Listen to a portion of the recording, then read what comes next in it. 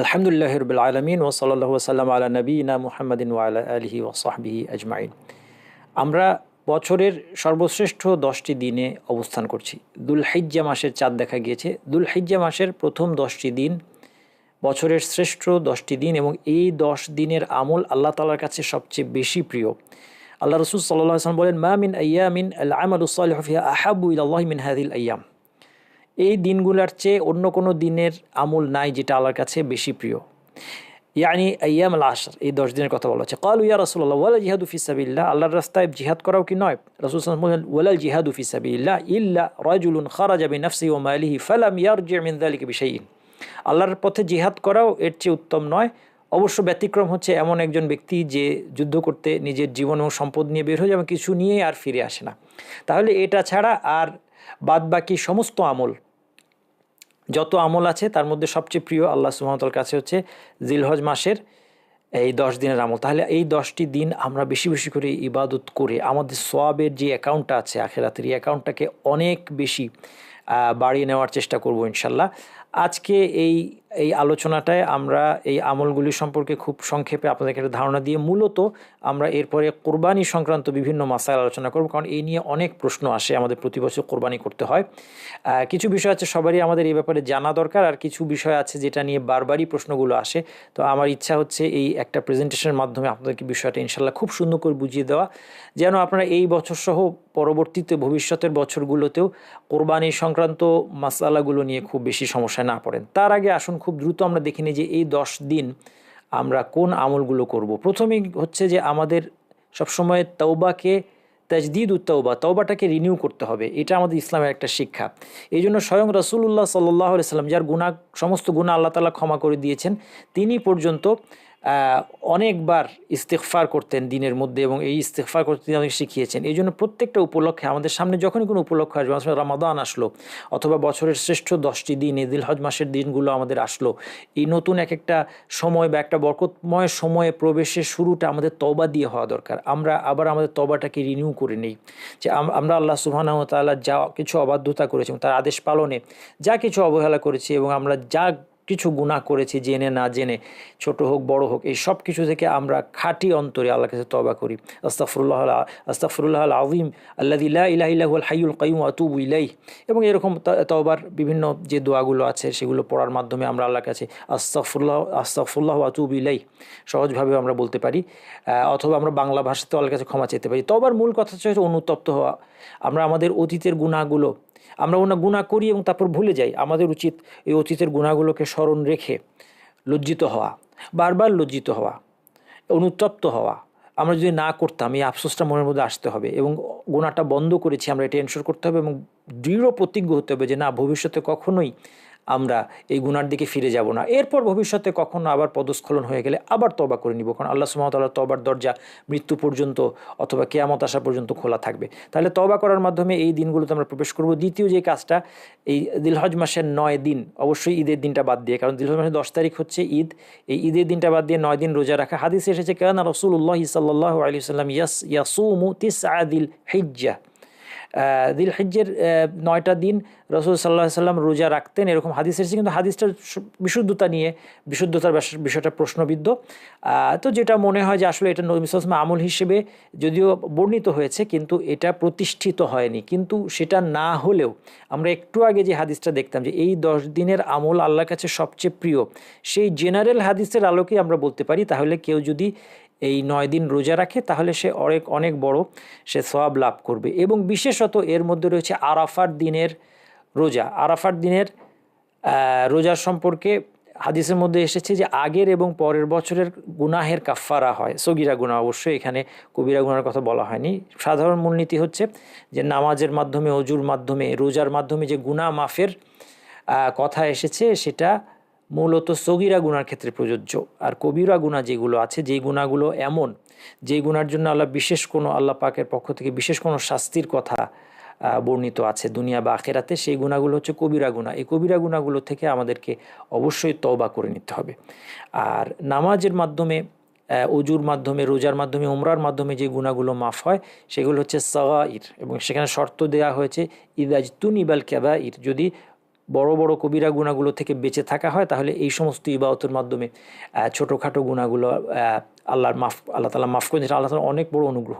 তো এই গুনাহ মাফের একটা বড় সুযোগ হচ্ছে আরাফার দিনের রোজা, যেটা আমরা আমাদের বাংলাদেশের হিসাবে জিলহজ মাসের 9 তারিখ যেটা হয় সেটা সেই দিনই আমরা রাখবো।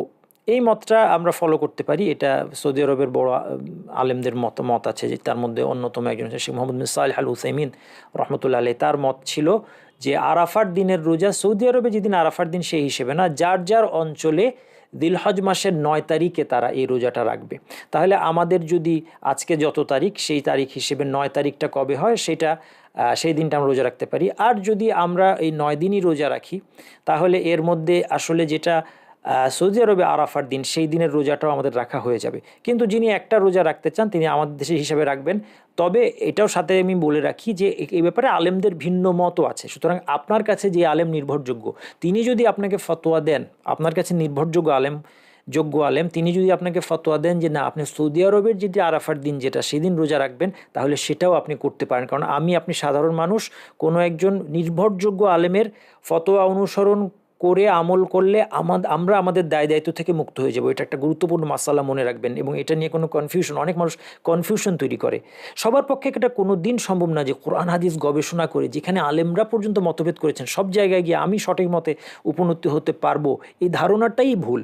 সুতরাং আমরা আমাদের সাধ্যমতো চেষ্টা করা, আমাদের সাধ্য কতটুকু, সাধ্যমতো আমরা একজন ভালো আলেমের খোঁজ করতে পারি। তিনি যখন আমাদেরকে একটা ফতোয়া দিয়ে দিবেন তখন সেটা মানা ছাড়া তো আমাদের উপায় নাই। এই জন্য আমি বলবো যে এই বিষয়গুলো নিয়ে আমাদের মুসলিম ভ্রাতৃত্বের বন্ধনে যেন কোনো ভাঙন না ধরে। সুতরাং কোনো একজন আলেম ফতোয়া দিয়েছেন যে সৌদি আরবে যেদিন আরাফার দিন সেটা আমাদের জিলহজ মাসের 8 তারিখ হবে, সেই দিন আপনাকে রোজাটা রাখতে হবে, রাখেন, কোনো অসুবিধা নাই। আমি যদি আরেকজন আলেমের একজন ভালো আলেমের ফতোয়া অনুযায়ী আমাদের দেশের 9 তারিখে রোজা রাখি, সেটাও হবে, তাতেও কোনো অসুবিধা নেই। মোট কথা আমরা এগুলো নিয়ে মারামারি না করে আমরা ভালো কাজে আমাদের সময়টাকে ব্যয় করি, আমরা এই 9টা রোজাই রাখার চেষ্টা করি। আর যদি বিশেষ করে আরাফার দিন রোজা কোনোভাবে মিস না হয়, আগের 1 বছর পরের 2 বছরের সগিরা গুনাহ থেকে আমাদের মুক্তির একটা উপায়। তার মানে এই না যে আমরা এটাকে অবহেলা করব, আমরা এটাকে এইভাবে নিব না যে ঠিক আছে আমাদের সব গুনাহ মাফ হয়ে গেছে, এখন আমরা ইচ্ছামতো গুনাহ করি। কারণ ইচ্ছামতো গুনাহ করার এই যে মানসিকতাটাই আমার ক্ষমা লাভের পক্ষে কিন্তু একটা বাধা হয়ে দাঁড়াতে পারে। কারণ আল্লাহ সুবহানাহু ওয়া তাআলা আমাকে ক্ষমা করবেন এই ধরনের একটা আশ্বাস দিয়েছেন, কিন্তু তিনি একদম ক্ষমা আমাকে করবেনই এবং অন্য কোনো কারণে আমার কোনো গুনাহ হবে না, আমার কোনো শাস্তি হবে না, এরকম কোনো গ্যারান্টি কিন্তু নাই। অন্য একটা কারণে কিন্তু শাস্তি হতে পারে। আমার যে এই যে কেউ যদি এরকম বেপরোয়া চিন্তা ভাবনা করে যে আমার তো গুনাহ মাফ হয়ে গেছে, এখন আমি ইচ্ছা মতো গুনাহের কাজ করি, এই বেপরোয়া চিন্তাটাই আল্লাহর কাছে একটা কবিরা গুনাহ হিসেবে গণ্য হতে পারে এবং সেটার কারণে আল্লাহ অনেক বড় শাস্তি দিতে পারেন। সুতরাং আমরা আল্লাহ সুবহানাহু ওয়া তাআলার সাথে এই ধরনের কোনো গেম যেন না খেলি যে আমার কয়টা ভালো কাজ হলো, কয়টা গুনাহ আমি করতে পারি, অনেকগুলো ভালো কাজ, অনেকগুলো নেকি আসছে, এখন অনেকগুলো খারাপ কাজ আমার করার সুযোগ আছে। না, এইরকম চিন্তা ভাবনাটাই ভুল। এইরকম চিন্তা ভাবনা পরিত্যাগ করে আমরা সমস্ত গুনাহ থেকে গুনাহ পরিত্যাগ করার সাধ্যমতো চেষ্টা করব। এর পাশাপাশি এই আমলগুলো বেশি বেশি করে করব, যেন কোনো গুনাহ হয়ে গেলেও সেটা এই নামাজের মাধ্যমে, ওযুর মাধ্যমে, উমরার মাধ্যমে, আশুরার রোজার মাধ্যমে, আরাফার দিনের রোজার মাধ্যমে যেন আর কোনো কিছু বাকি না থাকে, একদম সমস্ত গুনাহ থেকে পরিচ্ছন্ন হয়ে আমরা যেন আল্লাহ সুবহানাহু ওয়া তাআলার কাছে ফিরে যেতে পারি। এরপর এই 10 দিন এবং আইয়ামে তাশরিক পর্যন্ত তাকবীর, তাহলিল এবং তাহমিদের আমল করা, এটা পাঠ করা, এটা সুন্নাহ সাহাবীদের থেকে বিভিন্ন ফরম্যাট বর্ণনা আছে যে কিভাবে এই তাকবীর তাহলিলটা পাঠ করতে হবে। যেমন একটা হচ্ছে আল্লাহু আকবার, আল্লাহু আকবার, লা ইলাহা ইল্লাল্লাহু আল্লাহু আকবার ওয়ালিল্লাহিল হামদ। এটা একটাই আমি বললাম, এটা ছাড়াও সাহাবীদের থেকে অনেক ধরনের তাকবীর পাওয়া যায়, যে যেটা পাঠ করবেন সেটাই ভালো। এই তাকবীরগুলো এই কয়েকদিন বেশি বেশি করে পাঠ করা, এটা আমাদের জন্য সুন্নাহ। হজ এবং উমরা পালন করা অবশ্যই, কিন্তু এটা তো এখন যারা হজে যাওয়ার তারা, অথবা হজ উমরা করতে যারা গিয়েছেন তারা চলে গিয়েছেন, আমরা যারা যেতে পারিনি এবার, তাদের আর এখন যাওয়ার কিছু নাই। এবং এই কয়েকদিনে আমরা দান সদকা এবং অন্যান্য সমস্ত ভালো কাজ বেশি বেশি করে করবো, কারণ আমরা একটু আগে দেখলাম যে এই দিনের ভালো কাজগুলো আল্লাহ তাআলার কাছে সবচেয়ে বেশি প্রিয়। এবং আমরা যাদের সাধ্য আছে, সামর্থ্য আছে, আমরা কুরবানি করব। আজকের আমাদের এখন থেকে নিয়ে বাকি আলোচনা হচ্ছে কুরবানির মাসলা মাসাইল সম্পর্কে, এবং আমার মনে হয় আপনারা ইনশাআল্লাহ এনজয় করবেন এই আলোচনাটা। এই আলোচনাগুলো ভালো লাগবে এবং আমি এমনভাবে এটা সাজিয়েছি আপনারাও এনজয় করবেন এবং আপনার বাচ্চাদেরকেও দেখাবেন। আপনার বাচ্চারা এই প্রেজেন্টেশনটা শুনলে তারা কোরবানির মাসলা মাসাইল শিখে যেতে পারবে। প্রথম প্রশ্ন হচ্ছে যে কোরবানি কি ওয়াজিব না সুন্নাতে মুআক্কাদা? আমাদের হানাফি মাযহাবে কোরবানিকে ওয়াজিব বলা হয় এবং বড় ইমামদের মধ্যে ইমাম ইবনু তাইমিয়া রহমতুল্লাহ আলাইহি, যেটা অন্য মাযহাবের ইমামদের কথা বলছি, কারণ ইমাম ইবনু তাইমিয়া হচ্ছে হাম্বলি মাযহাবের, উনিও কিন্তু এই মতটাকে, হানাফি মাযহাবের মতটাকে সমর্থন করেছেন। কারণ ইবনু তাইমিয়া রহমতুল্লাহ আলাইহির মতো ইমামদের মধ্যে, তাদের মধ্যে অনেক উদারতা ছিল, যে আমার মাযহাবে যেটা বলছে এটাই মানতে হবে এমন না। তারা অনেক বড় ইমাম ছিলেন, তারা কোরআন হাদিসের দলিল দেখে সিদ্ধান্ত নিতে পারতেন। তিনি সিদ্ধান্ত নিয়েছেন হানাফি মাযহাবের এই মতটাই সঠিক, যে কোরবানিটা হচ্ছে ওয়াজিব এবং এটার পক্ষে শক্তিশালী দলিল আছে, যে হাদিসের মধ্যে মান ওয়াজাদা সাআতান ফালাম ইউদাহি ফালা ইয়াকরাবান্না মুসাল্লানা, যে সামর্থ্য আছে যার, তারপরেও সে যদি কোরবানি না দেয় সেজন্য না আমাদের নামাজের যেই জায়গা, ঈদের নামাজের জায়গার কাছেও না আসে, এই ধরনের একটা হাদিস আছে। কিন্তু এই হাদিসটাও আসলে বিশুদ্ধতার প্রশ্নবিদ্ধ। এই জন্যই অন্যান্য মাযহাবগুলোতে এটাকে সুন্নাহ মুআক্কাদা হিসেবে গণ্য করা হয়েছে, অর্থাৎ এটা ওয়াজিব না, এটা না করলেও তারা বলছেন যে এটা না করলেও গুনাহগার হবে না। সামর্থ্য না থাকলে তো প্রশ্নই আসে না, কিন্তু সামর্থ্য থাকার সত্ত্বেও যদি কেউ না দেয় সে কি গুনাহগার হবে কিনা এটাই প্রশ্ন। তারা বলছেন এটা গুনাহগার হবে না। যাই হোক, আমরা আমার মনে হয় আমরা এই ডিবেটের মধ্যে না গিয়ে, কেন আমরা সামর্থ্য থাকলে দিব না, আমাদের যদি সামর্থ্য থাকে আমরা যদি একটা কোরবানি করি আল্লাহর রাস্তায়, এটা অনেক বড় একটা ইবাদত। এবং এইখানে সবচেয়ে বড় যে জিনিসটা খেয়াল রাখতে হবে, আমরা কোরবানি দেওয়ার জিনিসটা কিন্তু টাকা পয়সার সাথে বা দান সৎকার সাথে প্রাইমারি রিলেটেড না। এটার মধ্যে অনেক বড় একটা শিক্ষা আছে যেটা আমরা অনেকে মিস করে যাই, সেটা হচ্ছে তাওহীদ। কোরবানি দেওয়ার ইন্না সলাতি ওয়া নুসুকি ওয়া মাহইয়ায়া ওয়া মামাতি লিল্লাহি রাব্বিল আলামিন, আমার নামাজ, আমার কোরবানি, আমার জীবন এবং মরণ, এই সব কিছু আল্লাহ তাআলার জন্য। ফাসল্লি লিরাব্বিকা ওয়ানহার, আল্লাহর জন্য নামাজ পড়ো এবং কুরবানি করো। নামাজের সাথে কুরবানিকে যুক্ত করে দিয়েছে। আল্লাহর জন্য কুরবানি করা, শুধুমাত্র আল্লাহর জন্য এই পশুর রক্ত আমি প্রবাহিত করলাম, এটার মধ্যে যে তাওহীদ আছে। আর আরেকজন একটা বিধর্মী, সে তার দেবতার জন্য পশু বলি দেয়, এটার মধ্যে যে শিরক আছে, এটা খুব ইম্পর্টেন্ট। এটার মধ্যে জান্নাত এবং জাহান্নামের পার্থক্য, তাই না? আপনার এই তাওহীদের কারণে আপনি কোনো দেবতার উদ্দেশ্যে, অন্য কোনো মানুষ বা কারো উদ্দেশ্যে আপনি পশুটা কোরবানি না দিয়ে একমাত্র আল্লাহর সন্তুষ্টির উদ্দেশ্যে যখন এই পশুর রক্ত প্রবাহিত করেন, কোরবানিটা দেন, তখন এর দ্বারা আপনি তাওহীদ বা একত্ববাদী হওয়ার কারণে আপনি জান্নাতের যোগ্য হন। ঠিক এটাই যখন কেউ একটা দেবতার জন্য দেয় বলি, তখন সে চিরস্থায়ী, জাহান্নামে চিরস্থায়ী হওয়ার যোগ্য হয়। আল্লাহ সুবহানাহু ওয়া তাআলা আমাদের সবাইকে হেদায়েত দেন এবং আল্লাহ তাআলা এই নিয়ামতের শুকরিয়া আদায় করতে তৌফিক দান করেন, যে তাওহীদের শিক্ষা আমরা পেয়েছি, এটা যেন আমরা বাস্তবায়ন করতে পারি। তাহলে এই কোরবানির মধ্যে এই তাওহীদের বিষয়টা কিন্তু অনেক বড় আল্লাহর কাছে। তাওহীদের বিষয়টা এত বড় যে তাওহীদের উপর থাকার কারণে আল্লাহ সুবহানাহু ওয়া তাআলা সমস্ত গুনাহ ক্ষমা করেন। এই বিষয়ে অনেকগুলো হাদিস আসছে। এই জন্য এই কোরবানির কাজটা, টাকা পয়সার হিসাবটা বড় কথা না এখানে। এই জন্য দেখেন, কোরবানির পশু থেকে যিনি কোরবানি করে তার জন্য ওই পশু থেকে খাওয়া সুন্নাহ। যদি টাকা পয়সার বিষয়টা এখানে মুখ্য হতো, তাহলে বলা হতো যে সে খাবে কেন, সে সবটা দিয়ে দিবে। কিন্তু না, এমনকি কোনো আলেম বলেছে কোরবানির পশু পুরোটাও সে খেয়ে ফেলতে পারে।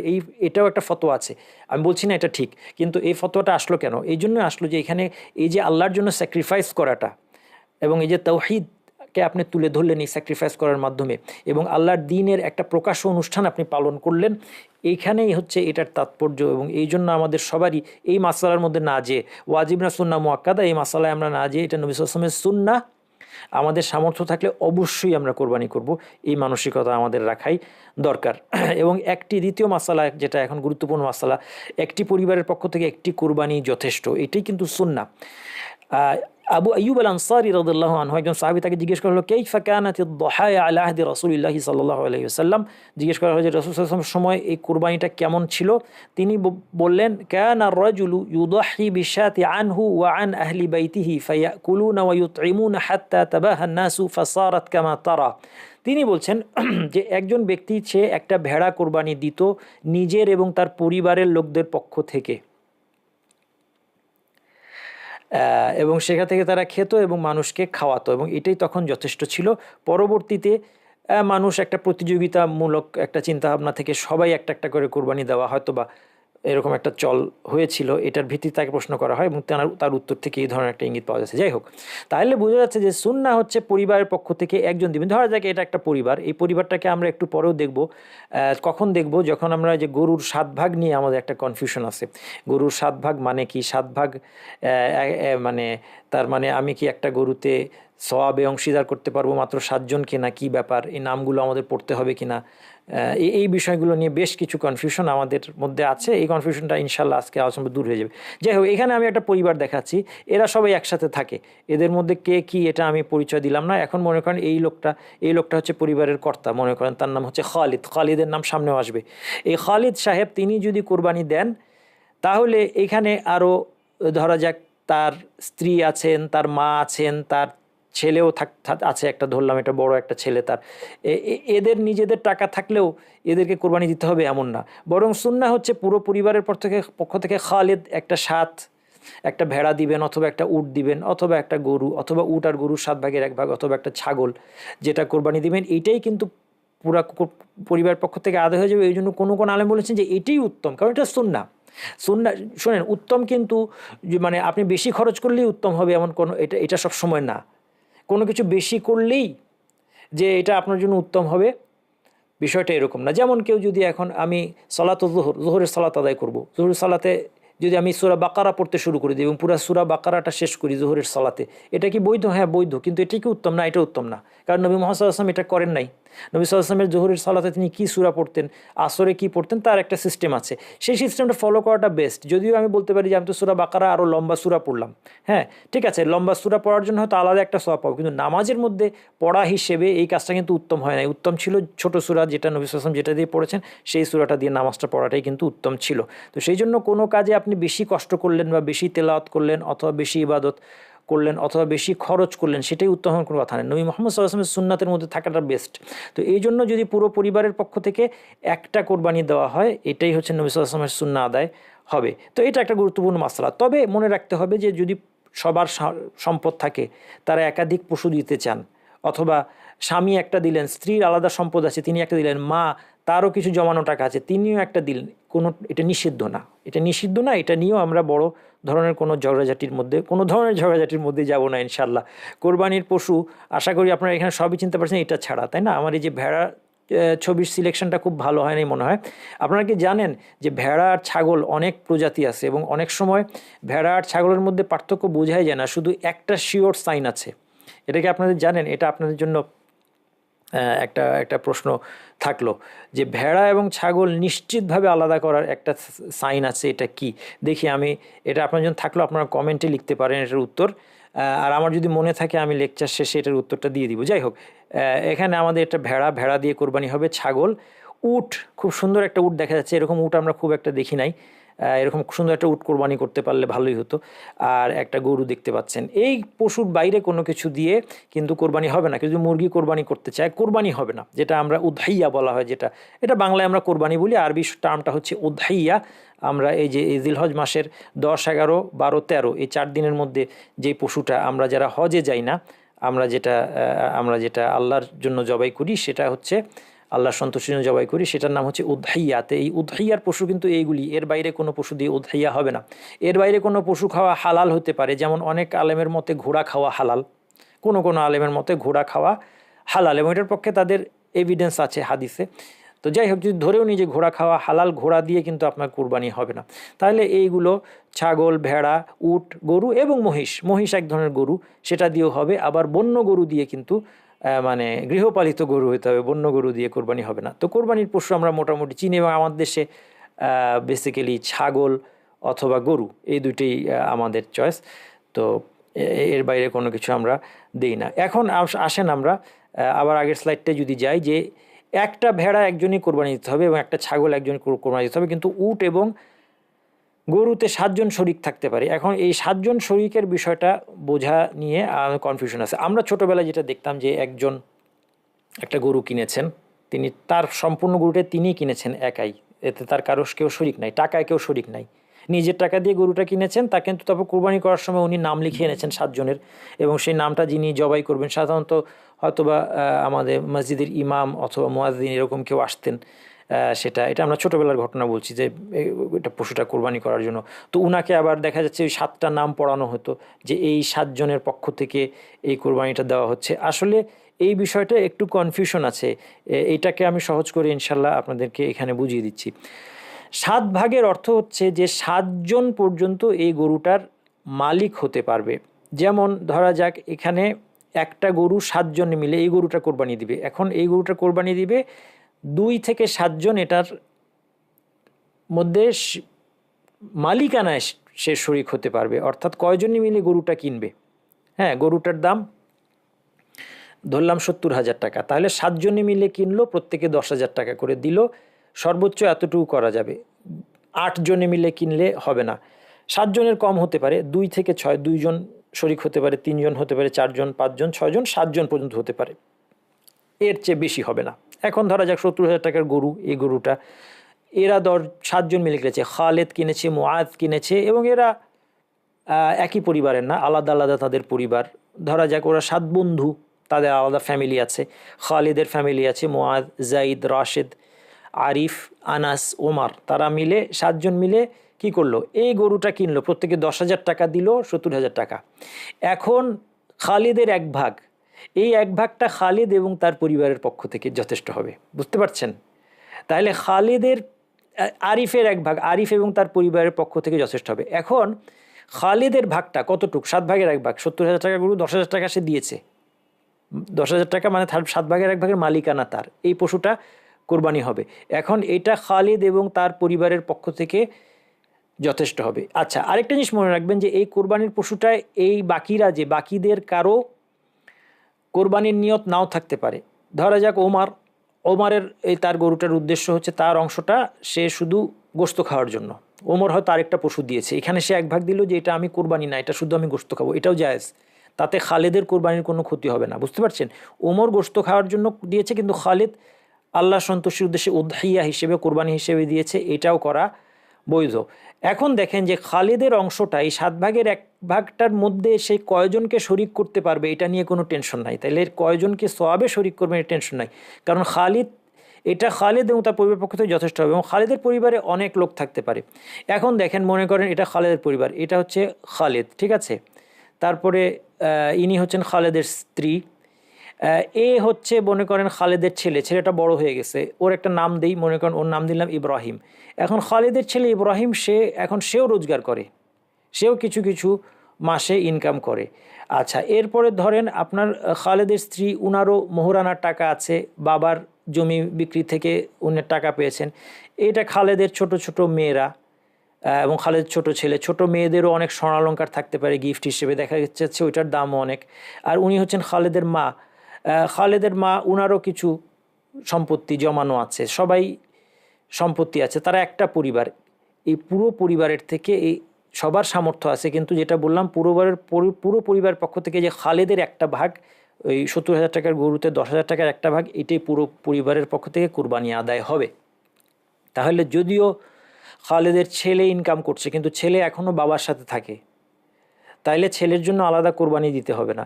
অথবা স্ত্রী, তার টাকা আছে জমানো, তার আলাদা দিতে হবে না, মাকে আলাদা দিতে হবে না। হ্যাঁ, ছোট মেয়েদের তাদের কিছু গয়নাগাটি আছে, সেখান থেকে আলাদা দিতে হবে না। তাহলে পুরো পরিবারের পক্ষ থেকে একটা দিলেই হবে, এবং এটাই সুন্নাহ, যেটা আমরা আবু আইয়ুব আল আনসারী রাদিয়াল্লাহু আনহু হাদিস থেকে যেটা আমরা শিখতে পারলাম। তাহলে এখন দেখেন এই পরিবারের সদস্য কয়জন? 1, 2, 3, 4, 5, 6, 7, এই 7 মিলার কি কোনো দরকার না? পরিবারের সদস্য 70 জন হইলেও তার অসুবিধা নাই। খালেদ, কারণ এখানে খালেদ তার পরিবার পক্ষ থেকে বলতে বোঝানো হচ্ছে সওয়াবে শরিক করবে সে কয়জনকে।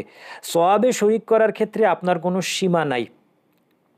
তার প্রমাণ হচ্ছে নবী মুহাম্মদ সাল্লাল্লাহু আলাইহি ওয়াসাল্লাম কোরবানি দিয়েছিলেন, কোরবানি দর্শন বলছেন আল্লাহুম্মা তাকাব্বাল মিন মুহাম্মদ ওয়া আলি মুহাম্মদ ওয়া মিন উম্মতি মুহাম্মদ, যে এই কোরবানিটা আপনি কবুল করেন হে আল্লাহ, মুহাম্মদ থেকে, মুহাম্মদ পরিবার এবং মুহাম্মদ উম্মত, নবী মুহাম্মদ সাল্লাল্লাহু আলাইহি ওয়াসাল্লাম পুরো উম্মতের পক্ষ থেকে কোরবানি দিয়েছেন। উম্মতে তো অসংখ্য লোক, সওয়াবে শরিক করতে কোনো বাধা নেই, যত খুশি লোককে আপনি করতে পারেন। যেমন আমরা এখন একটা লোক বাড়াই, এখানে সদস্য বাড়াই, ধরেন এখানে এই লোকটাকে কি বলবো, এই লোকটা তার পরিবারে থাকে, পর্দার সমস্যা যেন না হয়, যেহেতু একসাথে সবাই দাঁড়িয়েছে, ধরে নিলাম এই লোকটা হচ্ছে ইব্রাহিমের মামা।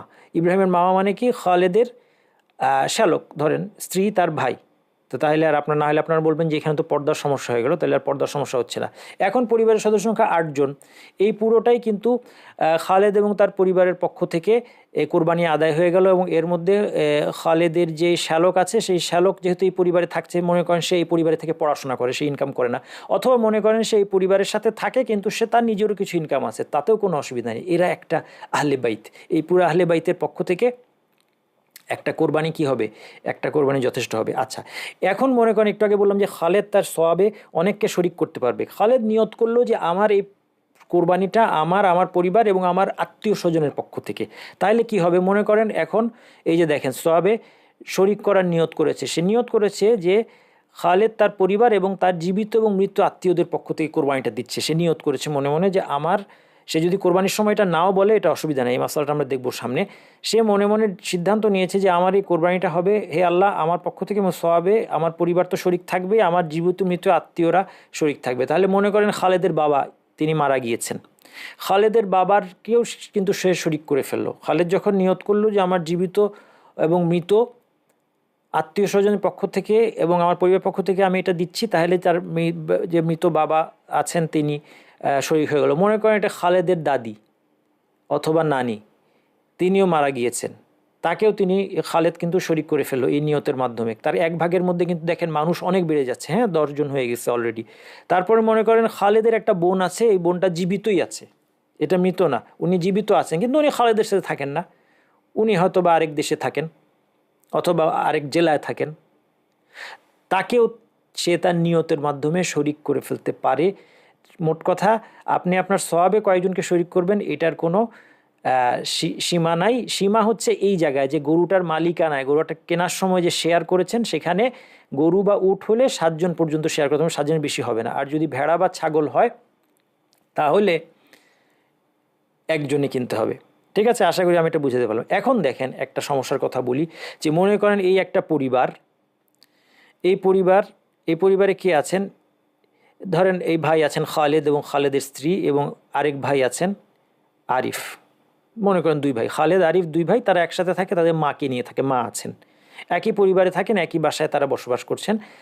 এই ছাগলটার দাম 10,000 টাকা, তারা কোরবানি দিতে চাচ্ছেন। মিনিমাম একটা ছাগল কিনতে 10,000 টাকা লাগবে, কিন্তু মা এখন ইনকাম করেন না আর ছেলেরা ইনকাম করে, দুইজনের যে সংসার খরচ বাদে বাড়তি টাকা দেওয়ার মতো, ছাগল কেনা দেওয়ার মতো দুইজনের 5,000 টাকা করে আছে। খালেদের 5,000 টাকা আছে, আরিফের 5,000 টাকা আছে। এখন 5,000 5,000 10,000 টাকা দিয়ে তারা এই ছাগলটা কিনলে কি হবে? আপনারা উত্তর দিবেন যে না, হবে না, তাদের কোরবানি দেওয়ার কোনো উপায় নাই। কারণ আমরা একটু আগে বলেছি যে ছাগলে তো আর 1 ভাগের বেশি হয় না, ছাগল বা ভেড়ায় 1 ভাগের বেশি হয় না। গরু হলে একটা কথা ছিল, কিন্তু ছাগলটা 10,000 টাকা, 2 ভাই 5,000 টাকা দিয়ে ছাগলের শরিক হলে কোরবানি হবে না। কিন্তু আমি আপনাদেরকে একটা বুদ্ধি শিখিয়ে দিচ্ছি যে এখানেও যারা কোরবানিটা দিতে পারবে কিভাবে, দেখেন আমি একটা বুদ্ধি শিখিয়ে দিই।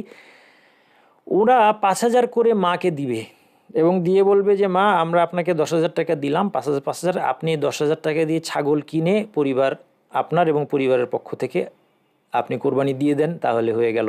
তাহলে এখানে আসলে মূল কোরবানি দাতা হচ্ছেন মা, কিন্তু তিনি যেহেতু নিজের এবং পরিবারের পক্ষ থেকে দিয়ে দিলেন, তারা একসাথে থাকে, তাহলে তাদের কোরবানিটা হয়ে গেল। অথবা এখানে খালিদ আরিফকে 5,000 টাকা দিয়ে বলতে পারতো যে ভাইজান তুমি এই 10,000 টাকা নাও, তুমি 10,000 টাকা নিয়ে একটা ছাগল কিনে তোমার এবং তোমার পরিবারের পক্ষ থেকে কোরবানি দিয়ে দাও, তাহলে সবার কোরবানি আদায় হয়ে গেল। তাহলে বুঝতে হবে যে এখানে এই ছাগলটা কেনার আগে একজনকে এই 10,000 টাকার মালিক বানিয়ে দিলে আর আমাদের এই সমস্যাটা থাকবে না। এভাবে করে আমরা আসলে একটা ছাগল দিয়েও একটা পরিবারের কোরবানি হওয়া সম্ভব, কিন্তু মনে রাখতে হবে যে একজনকে, যে কোনো একজনকে এই টাকার মালিক বানাতে হবে, তারপরে তিনি তার এবং তার পরিবারের পক্ষ থেকে কোরবানিটা দিবেন।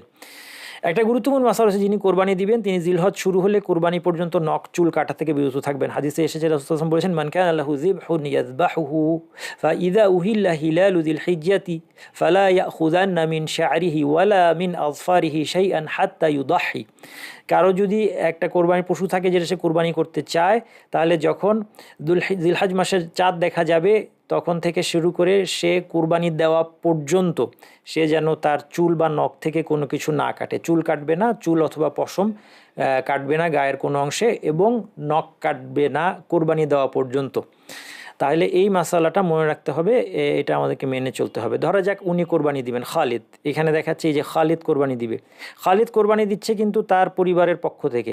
সুতরাং খালিদ এই কোরবানি দেওয়া পর্যন্ত, জিলহজ শুরু হলে কোরবানি দেওয়া পর্যন্ত নখ কাটতে পারবে না, চুল কাটতে পারবে, কিন্তু পরিবারের বাকিরা কাটতে পারবে, কোনো অসুবিধা নাই।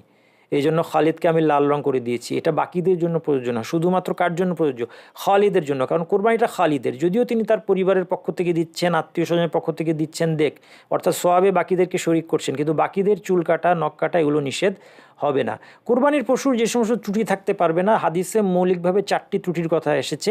আরবাউন লা তাজুজু ফিল আদাহি আল আওরাউ বাইয়িনুন আওয়ারুহা ওয়াল মারিদাতু বাইয়িনুন মারাদুহা ওয়াল আরজাউ বাইয়িনুন যালুহা ওয়াল কাসীরু আল্লাতী লা তুনকি। রাসূল সাল্লাল্লাহু আলাইহি ওয়াসাল্লাম বলেছেন 4টা পশু। এক নম্বর হচ্ছে এই 4টা পশু দিয়ে কুরবানি হবে না, তিনি বলে দিয়েছেন। একটা হচ্ছে আল আওরাউ বাইয়িনুন আওয়ারুহা, যেই পশুর একটা চোখ স্পষ্টতই নষ্ট চোখ। সাধারণত এখানে ছবিটা দেখতে একটু খারাপ লাগছে, কিন্তু বোঝার জন্য এনেছি, কারণ আমাদের তো আসলে হয়তো গরু ছাগল দেখে অভ্যাস নাই, তো এই জন্য আমরা বুঝতে পারি না যে স্পষ্ট চোখ নষ্ট বোঝা যায়। একটা লক্ষণ হচ্ছে এরকম একটা লাম্প থাকে চোখের উপরটায়, এটা একদম স্পষ্টত এই পশুর চোখ নষ্ট। অথবা একটা গর্ত থাকতে পারে, সেই গর্ত মানে তার চোখটা নাই আর কি, ওটা বসে গিয়েছে, চোখের কোটরটা বসে গিয়েছে, চোখে অক্ষিগোলক নাই, এটাও স্পষ্টতই তার চোখই নাই, চোখ দেখবে কীভাবে নষ্ট।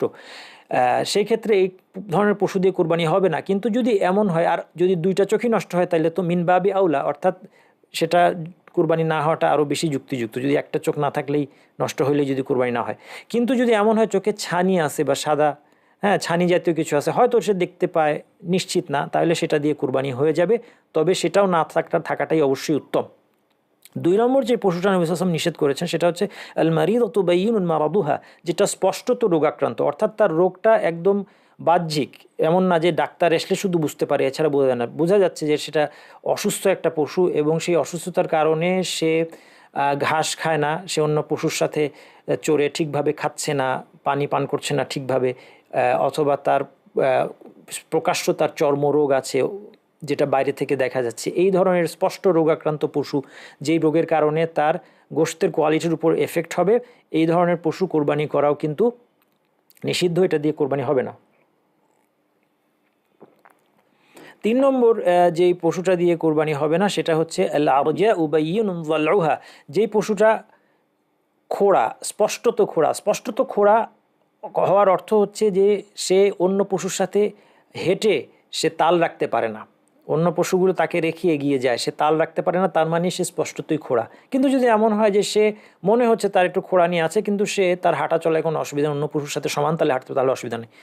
এবং এই ধরনের স্পষ্টত খোড়াপুরিতে কোরবানি হওয়া যদি না হয়, তাহলে যেই পশুর পাই নাই সেটা দিয়ে অবশ্যই কোরবানি হবে না। 4 নম্বর হচ্ছে অতি দুর্বল পশু ওয়াল কাসীরু আল্লাতী লা তুনকি, মানে যেই পশুটার মধ্যে, হাদিসের ভাষার অর্থ হচ্ছে যে পশুটা এতই দুর্বল যে এটার হাড়ের মধ্যে কোনো মজ্জাই নাই, হাড়ের মজ্জা পর্যন্ত শুকিয়ে গেছে। আমি একটা এক্সাম্পল হিসেবে একটা পশু এনেছি, খুব অস্বাভাবিকভাবে পশু, যে পশুটা দেখলে আপনার দুর্ভিক্ষের কথা মনে হয়, এই ধরনের দুর্বল পশু দিয়ে কোরবানি হবে না। আর এছাড়া এমনিতে যে কোনো রকমের ত্রুটি থেকে মুক্ত হওয়াটাই উত্তম, যত সুন্দর পশু এবং ত্রুটিমুক্ত পশু হবে তত বেশি উত্তম। আর এই 4 প্রকার পশু দিয়ে কোরবানি হবে না, এটা নিশ্চিত। এরপরে প্রশ্ন হচ্ছে যে জবেহ করার সময় কি বলবে। এখানে 3টা কথা আমি নিয়ে এসেছি, আরও কিছু কথা হাদিসের মধ্যে আছে, কিন্তু বেশি কমপ্লিকেটেড করব না। খুব সহজে আপনারা যদি মনে রাখতে চান যে বিসমিল্লাহ বলে কোরবানি করলেই কোরবানি হয়ে যাবে, ছুরি চালানোর সময় বিসমিল্লাহ বললেই কোরবানি হয়ে যাবে, এই জন্য এটা লাল রং করে দিলাম যে এটাই যথেষ্ট।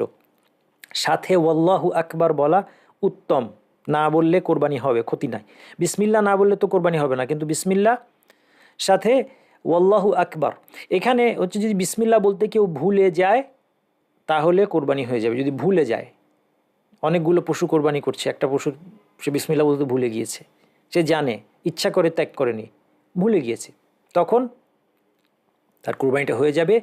এই মতের বিস্তারিত আলোচনায় আমি যাচ্ছি না, আমি পড়াশোনা করেই বলছি, এই মতটা আপনারা ফলো করতে পারেন। এটা বড় বড় আলেমদের মত আছে যে কোরবানিটা হয়ে যাবে, যদিও এখানে কিছু মতভেদ আছে, মানে ফিকহি মাসালা এগুলো মতভেদ মুক্ত হয় না, কিন্তু এই মতটা আপনারা ফলো করতে পারেন যে যদি ভুলে যায় কেউ বলতে, কোরবানি করে ফেলবে, হায় হায় আমি তো বিসমিল্লাহ বলি নাই মনে হয়, বা ভুলে গিয়েছি, তখন পশুর কোরবানিটা হয়ে যাবে। কিন্তু যাই হোক, মনে রাখতে হবে যে বিসমিল্লাহ বলাটা কি বাধ্যতামূলক।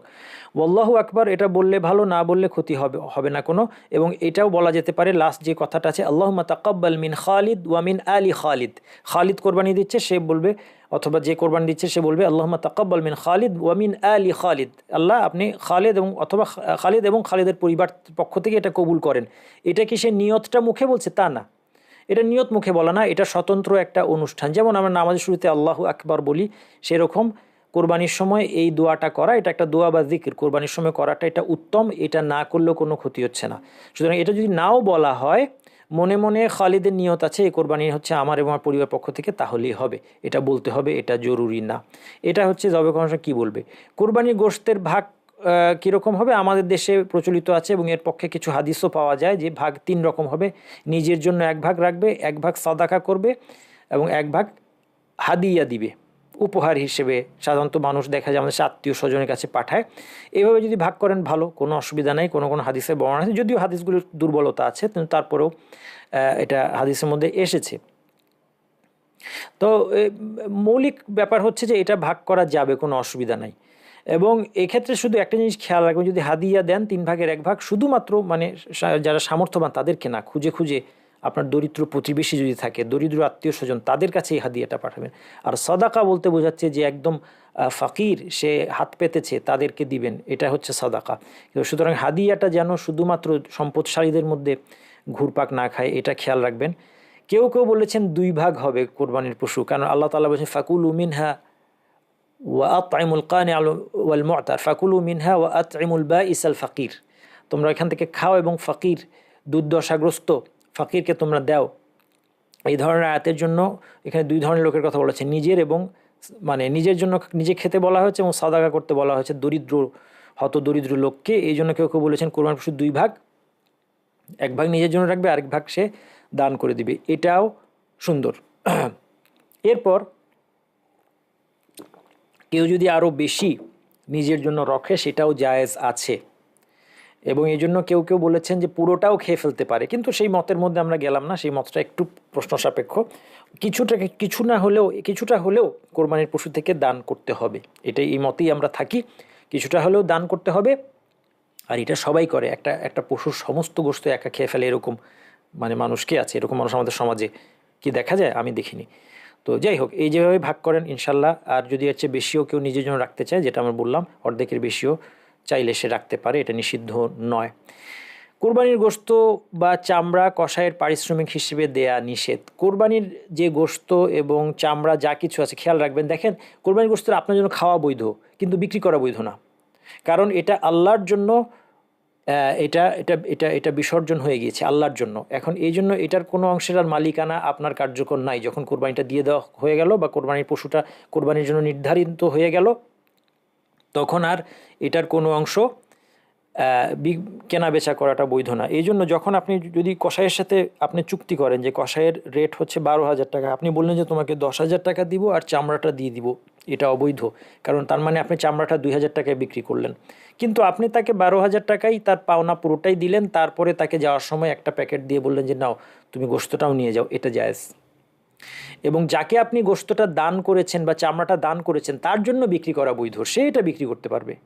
আপনি অনেকে যে কোরবানির গোশতটা নিয়ে যে বিক্রি করে ফেলে, এটা তার জন্য কিন্তু জায়েজ।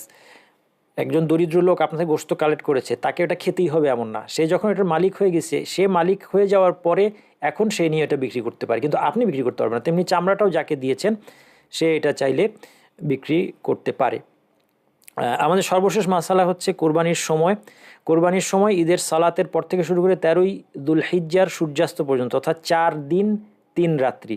আপনি 10 তারিখ যেটা ঈদের দিন এবং ঈদের রাত আপনি পাচ্ছেন, তার পরের দিনটাও পাচ্ছেন। আইয়ামে তাশরিক যেটা বলা হয় 3টা দিন, 11, 12, 13। 11 তারিখ দিন এবং রাত আপনি পাচ্ছেন, 12 তারিখ দিন এবং রাত। এবং রাতে কোরবানি দেওয়াটাও বৈধ, দিনে দেওয়াটা উত্তম, রাতে কোরবানি দেওয়া বৈধ, নিষেধ নয়। এবং 13 তারিখে সূর্য ডুবলেই 13 তারিখ শেষ হয়ে যাবে, সেই জন্য আরবি হিসেবে 13 দিনটা শেষ হয়ে যায়, সূর্য ডুবার সাথে সাথে নতুন দিন শুরু। এই জন্য 13 তারিখে সূর্য ডুবার আগেই কোরবানিটা করতে হবে, এরপরে আর কোরবানির সময় অবশিষ্ট থাকবে না। আমাদের আলোচনা এতটুকুই। আশা করি আমি আপনাদের কোরবানি সংক্রান্ত মাসলা মাসাইলগুলোর মোটামুটিভাবে জিজ্ঞাসাগুলোর উত্তর দিতে পেরেছি। আল্লাহ সুবহানাহু ওয়া তাআলা আমাদেরকে এই 10টি দিনে কোরবানি করা সহ অন্যান্য ইবাদত পূর্ণোদ্যমে করে আমরা যেন আমাদের ক্ষমা আল্লাহ তার কাছ থেকে অর্জন করতে পারি এবং আমাদের আখিরাতে সওয়াবের অ্যাকাউন্টে অনেক সওয়াব জমা করতে পারি। এই তৌফিক আল্লাহ তাআলা আমাকে দান করুন। সুবহানাকাল্লাহুম্মা ওয়া বিহামদিকা আশহাদু আল্লা ইলাহা ইল্লা আনতা আস্তাগফিরুকা ওয়া আতুবু ইলাইক।